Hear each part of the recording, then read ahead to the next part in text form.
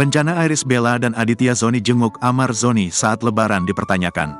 Amar Zoni tidak dijenguk oleh Iris Bella dan Aditya Zoni saat momentum Lebaran. Maka Amar Zoni yang sedang jalani masa penahanan di Rutan Salemba, Jakarta Pusat tidak ada yang menjenguk saat momen Idul Fitri. Namun ternyata baik Iris Bella dan Aditya Zoni tidak menjenguknya dan itu dipertanyakan oleh kuasa hukum Amar Zoni yakni John Matias. Sebab keduanya tidak menjenguk Amar Zoni meski sebelumnya sudah ungkap rencana. Iya, belum jenguk Amar Zoni. Iris juga kan katanya kalau dari media sosial mau jenguk juga kan katanya.